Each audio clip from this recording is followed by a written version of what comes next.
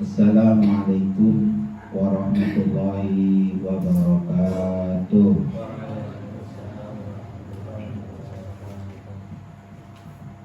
Alhamdulillah, syukurillah, wala hawla wala quwwata illa billah. Allahumma shalli ala sayyidina Muhammad wa ala alihi wa sahbihi wa sallim ajma'in. Alhamdulillah, segala pujian yang milik Allah Subhanahu wa taala yang telah banyak memberikan kenikmatan kepada kita semuanya. Salawat serta salam semoga tercurahkan kepada junjungan kita Nabi besar Muhammad sallallahu alaihi wasallam. Mudah-mudahan nanti kita bisa mendapatkan syafaat dari Rasulullah sallallahu alaihi wasallam. Ya. Kita lanjutkan materinya tentang asnaf mustahik zakat, orang-orang yang berhak menerima zakat.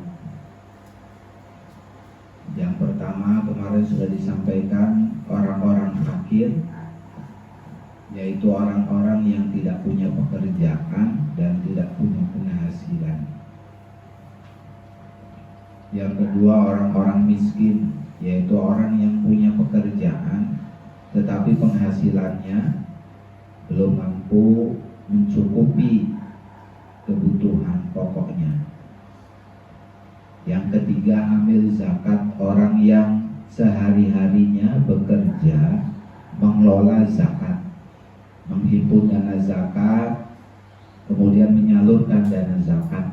Jadi amil itu orang yang setiap harinya bekerja untuk mengelola dana zakat, itu berhak menerima dana zakat.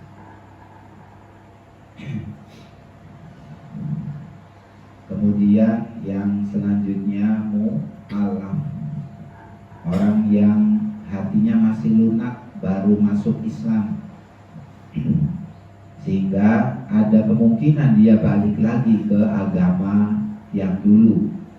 Oleh karena itu untuk memperkuat keimanannya bisa dikasih dana zakat. Nah, mu'alaf ini ada orang yang individu masuk Islam, ada juga tokoh pemimpin ya umat sebelumnya, pendeta misalkan atau biksu, dia tokoh, dia punya anak buah, punya umat, punya jamaah ya. Nah itu berhak menerima dana zakat ketika dia masuk Islam. Selanjutnya khomisan yang kelima. Khomisan yang kelima al-ariqa'u, budak. Al-ariqa'u budak. Al-mukatabuna budak mukatab. Al-mukatabuna budak mukatab. Apa itu budak mukatab? Jadi budak itu ada beberapa kategori. Ada budak yang disebut dengan budak mukatab. Budak mukatab itu adalah budak yang ada perjanjian dengan tuannya, dengan majikannya. Jadi kalau ya dia bisa membayar sejumlah uang gitu kepada majikannya sesuai dengan harganya, maka dia bebas, dia merdeka. Ya. Jadi ada budak mukatab yang dia mengadakan perjanjian dengan tuannya atau majikannya. Kalau dia membayar sejumlah uang yang sudah ditentukan oleh majikannya, dia bisa merdeka, dia bisa bebas, menjadi orang yang merdeka, tidak budak lagi. Itu disebut budak mukatab.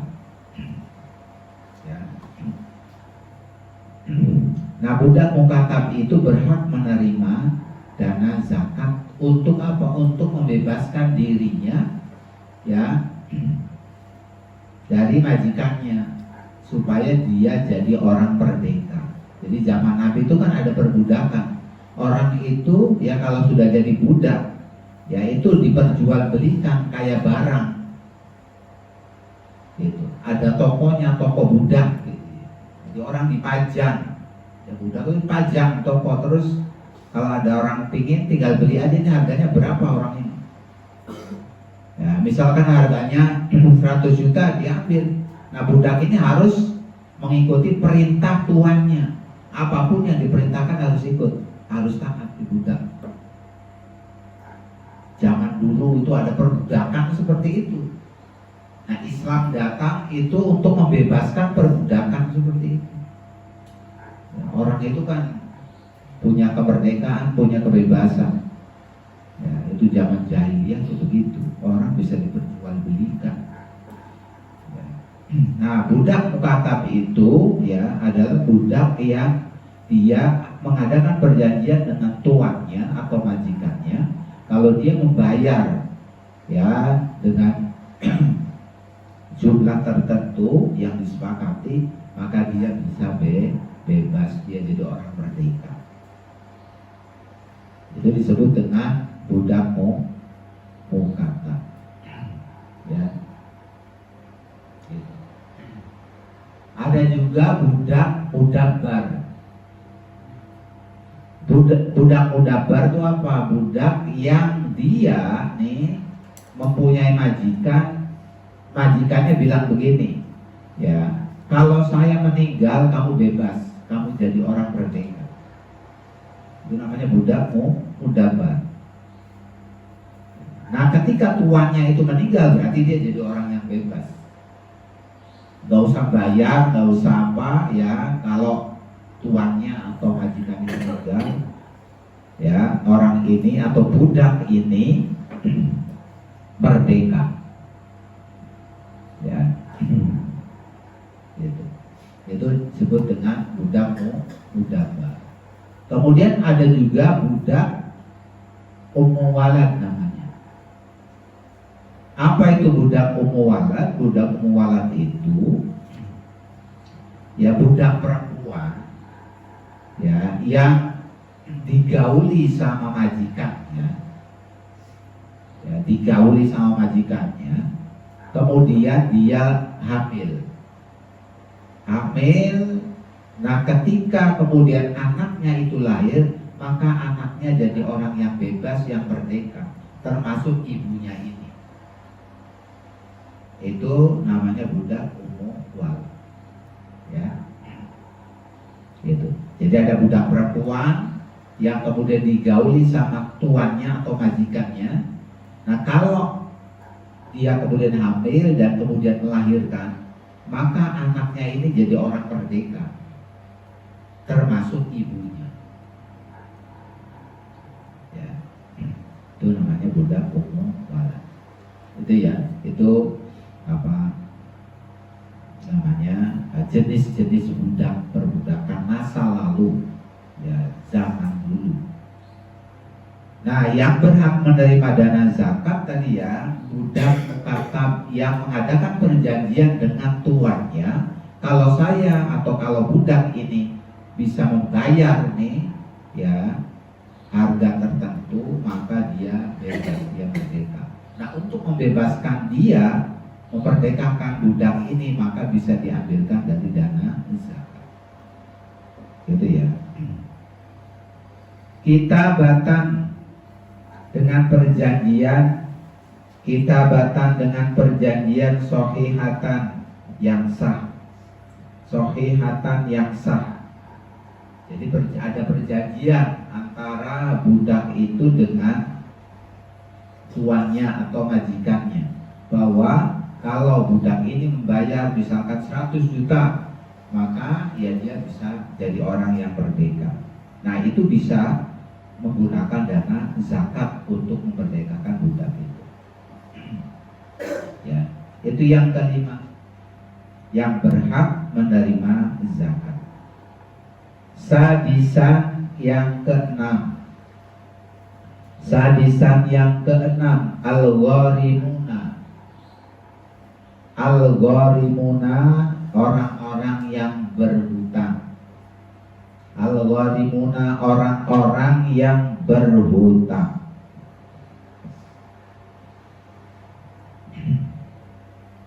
Al-gharimuna, orang-orang yang berhutang. Wal-gharimu, dan orang yang berhutang. Wal-gharimu, dan orang yang berhutang. Alladzi yang istadana, menanggung. Istadana, menanggung. Istadana, menanggung dainan hutang. Dainan hutang. Limaslahatin, untuk kemaslahatan.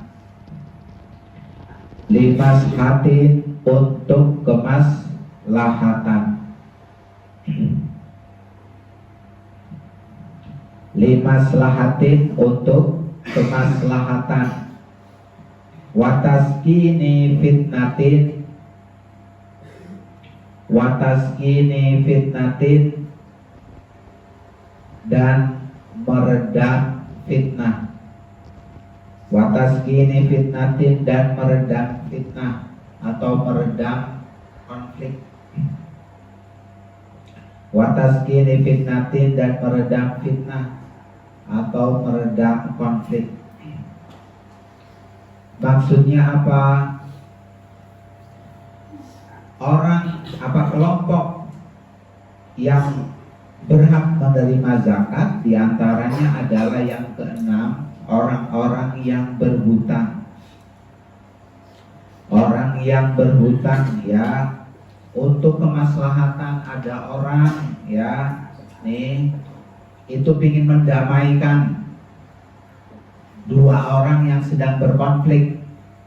Butuh uang, dia nggak punya uang, kemudian dia pinjam, ya, untuk apa? Menyelesaikan konflik ini, masalah dua orang ini. Nah, dia nggak bisa nih bayar hutangnya nih, ya, maka dia berhak menerima dana zakat, ya. Gitu. Jadi ada hutang untuk pribadi, ada orang yang hutangnya untuk menyelesaikan masalah, dan dia nggak mampu untuk apa? Untuk melunasi hutangnya. Ya, jadi orang yang berhutang, kemudian kalau untuk diri sendiri, ya, hutangnya itu untuk apa? Untuk kebutuhan pokok. Jadi dia untuk makan saja dia harus hutang. Nah, itu berhak tuh untuk menerima dana zakat. Ketika dia tidak mampu melunasi hutangnya. Orang yang terlilit hutang. Sekarang itu kan banyak, ya, orang yang pinjam ke rentenir. Ya, hati-hati ya kalian. Ya, walaupun dirayu gitu untuk berhutang, jangan sampai berhutang. Ya, orang gampang sekarang tuh berhutang tuh, ya, ada orang datang, kamu butuh uang, tak butuh berapa, 1 juta nih, ada uangnya, tapi nanti bayarnya 1.300.000, bayarnya 1.500.000. Nah, itu nggak boleh, itu riba. Ya, jadi jangan sampai kalian berhutang, gitu ya, dengan menggunakan akad ribawi. Riba ada lebihan. Riba itu ada lebihan. Kalian hutang 1 juta, nanti bayarnya 1.300.000, 1.200.000. Nah, yang 200, yang 300 itu riba. Ya, biasanya kan nyicil. Ya, itu hutang 1 juta, kemudian dibayar nyicil, ya, selama 10 hari, tapi angsurannya itu 130.000 selama 10 hari, jadi berapa? Berapa? 1 juta berapa? Berapa Wan? Orang punya hutang 1 juta nih hutang, kemudian dia dikasih waktu 10 hari untuk bayarnya. Ya, setiap harinya dia harus bayar 130.000. Jadi total dia bayarnya berapa? Berapa? Berapa?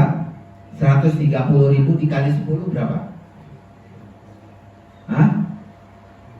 1.300.000. Nggak boleh. Kenapa? Karena dia kan utangnya 1 juta. Kenapa kemudian harus dibayar 1.300.000? Yang 300-nya ini lebihannya ini riba. Nggak boleh. Ya. Jadi jangan sampai kemudian kita berhutang dengan cara riba seperti itu. Ya, hati-hati kalian ya. Ya kalau hutang baik utangnya 1 juta ya bayar 1 juta. Ya utangnya 2 juta ya bayarnya 2 juta, nggak boleh kemudian dilebihkan. Karena apa? Karena yang lebihannya itu riba. Orang ya kalau makan riba itu bisa menghancurkan harta yang ada. Makanya perhatikan ya, orang yang tadi dia senangannya minjam, kemudian minjamnya ada ribanya, udah itu nggak bisa bergerak tuh dia, hidupnya susah terus. Ya, kenapa? Karena dia makan harta riba. Harta riba tuh menghancurkan itu. Ya, itu keras banget ya. Allah dalam Al-Quran tuh mengecam orang yang melakukan riba. Kenapa? Karena harta riba itu akan menghancurkan harta kita. Orang punya usaha nih bagus awalnya, kemudian untuk mengembangkan usahanya dia pinjam, ya pinjam ke orang atau ke bank, ya. Tapi dengan sistem riba, hancur itu usahanya. Ya kan harus ini. Banyak itu kejadian. Oleh karena itu kalian nanti ya kalau punya usaha, misalnya punya usaha untuk mengembangkan usaha atau untuk modal, usaha jangan minjem dengan cara riba. Nggak akan berhasil tuh usaha kalian. Nggak akan maju, nggak akan berkembang, nggak akan. Sok aja. Ya. Jadi ingat-ingat ya, ini penting, riba itu menghancurkan. Ya. Dan hukumannya riba tuh ngeri, sanksinya riba tuh ngeri. Ya, dalam sebuah hadis dikatakan bahwa hukuman yang paling ringan ya, orang yang bertransaksi ribawi nih, itu yang paling ringan ya hukumannya sama dengan hukuman orang yang menzinai ibunya sendiri. Coba, ngeri banget itu. Ya, makanya jangan dianggap enteng. Di zaman sekarang banyak banget orang yang terkena riba. Ya, bank keliling, bank mekar apa, bank emok katanya gitu ya. Ya. Pinjol, termasuk pinjol itu riba. Ya, hati-hati ya kalian nih. Itu ada tawaran, udah butuh duit tapi pinjol bayar. Wah, itu merusak itu. Harta kalian nggak akan kemudian berkembang, malah hancur. Riba itu mengerikan. Kenapa? Karena sudah ada dalam Al-Quran, Allah menjelaskan itu, mengecam orang-orang yang kemudian melakukan riba. Makanya perhatikan orang yang senangannya utang ke pinjol, kemudian nggak ada yang kemudian hidupnya tambah enak, nggak ada, malah sengsara hidupnya, dikejar-kejar utang. Ya, utang sini, ya, utangnya ini, utang lagi ke sini untuk ini, utang lagi, terus begitu. Utangnya semakin banyak. Makanya sekarang banyak orang yang bunuh diri gara-gara dia utang. Ya, karena dikejar-kejar orang sih, bank keliling, rentenir, ya, Ini kalian hati-hati ya. Hati-hati, kalian harus perhatikan betul ini. Jangan sampai kalian kemudian minjam dengan cara yang tadi riba ada lebih. Ya, dan kalian perlu sampaikan kepada keluarga, saudara, tetangga yang barangkali tadi ya itu terjerat rentenir. Ya. Jadi ya ini perlu Bapak sampaikan. Untuk apa? Supaya diperhatikan betul. Kalau kalian hidupnya ingin enak, ingin bahagia, ingin berkah hartanya, maka jauhi riba. Jauhkan ya diri kita dari riba. Gitu ya. Baik, jadi salah satu kelompok mustahik zakat atau yang berhak menerima zakat adalah apa? Al-gharimun. Ya, orang-orang yang berhutang, terlilit hutang. Untuk makan saja dia harus hutang. Nah, itu dia berhak menerima zakat. Ya. Ada pertanyaan? Ya, silakan. Kalau misalnya orang tersebut pernah melakukan transaksi dengan riba, bagaimana memastikan dan bertobat dari riba tersebut? Ya, itu aja. Ya, bagus pertanyaannya. Dalam Al-Quran dijelaskan kalau orang kemudian ya pernah bertransaksi riba, maka apa yang harus dia lakukan? Yang harus dia lakukan adalah tobat. Gitu ya. Tobat, taubatan nasuha. Dia stop ribanya, ya, selesaikan nih, udah selesai ini ribanya, ya, jangan kembali lagi untuk berhutang dengan cara begitu, dengan cara riba tadi, ya. Jadi bisa diterima apa taubatnya? Bisa. Yang penting taubatan nasuha. Taubatan nasuha itu apa? Taubat yang sesungguh-sungguhnya, yang sebenar-benarnya. Dia minta ampun sama Gusti Allah dan dia tidak akan melakukannya lagi. Ya, fantaha falahu masalaf, kata Gusti Allah. Jadi jikalau kalian kemudian ini utang kemudian ada ribanya di situ, selesaikan secepatnya dan kemudian jangan sampai kemudian kalian balik lagi untuk melakukan apa tadi ya, transaksi riba gitu ya. Jadi benar-benar taubatan nasuha. Sudah selesai gitu ya. Itu banyak juga orang yang kemudian sadar baru itu, oh ternyata nggak boleh dia. Habis itu dia selesaikan itu ya, dan kemudian taubat, minta ampun sama Gusti Allah, kemudian dia tidak mengulanginya kembali. Gitu. Oke. Ada lagi yang lain? Ini penting ya, kalian harus punya prinsip ya. Jangan sampai kemudian buka ya, apalagi dengan cara yang tadi ya, ada lebihan. Kan banyak sekarang ya, utang 1 juta ya, setiap harinya dibayar berapa? 130.000, 10 kali bayar kan 1.300.000 ya. Gitu. Ya, ada lagi yang lain? Ya. Nah.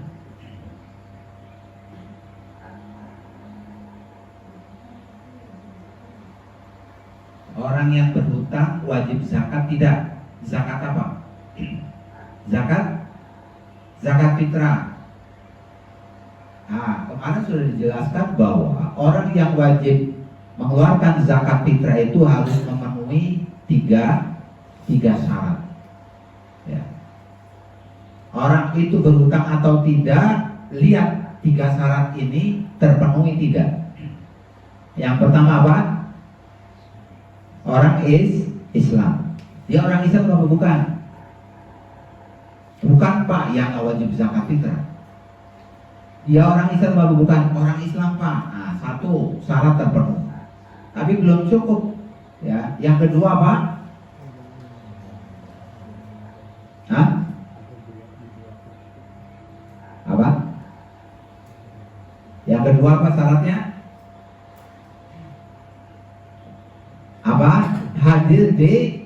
di dua waktu. Di dua waktu itu apa? Di bulan Ramadan dan bulan Syawal. Batasannya apa bulan Ramadan dan Syawal itu? Terbenamnya matahari di hari terakhir bulan Ramadan.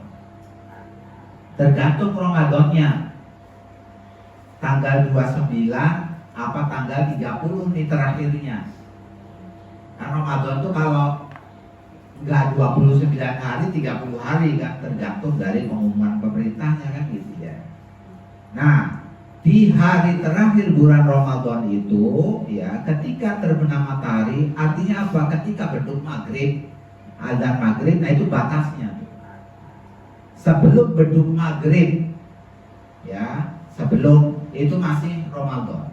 Setelah beduk maghrib berarti itu sudah masuk Syawal. Kalau orang ya hidup di Ramadan dan kemudian juga berjumpa dengan bulan Syawal tadi, ya, maka dia wajib sudah terpenuhi syarat yang kedua. Dia wajib mengeluarkan zakat fitrah. Kayak jelas? Yang ketiga nih, syarat yang ketiga, orang yang wajib mengeluarkan zakat fitrah itu adalah orang yang dia punya makanan di malam lebaran dan untuk besoknya, untuk lebarannya dia masih ada makanan, ya. Jadi selain untuk mengeluarkan zakat fitrah tuh dia masih punya makanan tuh untuk malam lebaran dan keesokan harinya dia dan keluarganya. Ya, kalau ketiga syarat ini terpenuhi maka dia wajib zakat. Walaupun dia punya utang banyak. Utangnya banyak Pak. Ya dia ketika malam lebaran dan keesokan harinya masih punya makanan enggak? Oh enggak Pak, kan dia miskin. Ya udah, miskin kemudian utangnya banyak Pak. Enggak ada makanan. Ya berarti belum wajib zakat atau dia tidak wajib zakat fitrah. Gitu ya. Itu. Walaupun tadi tidak terpengaruh tuh apa kemudian dia punya utang atau tidak, yang penting terpenuhi tidak tiga syarat ini. Kalau terpenuhi berarti wajib zakat. Tapi kalau tidak terpenuhi salah satunya atau semuanya atau salah duanya, maka dia belum wajib zakat fitrah atau tidak wajib zakat fitrah. Jelas ya? Ada lagi yang lain?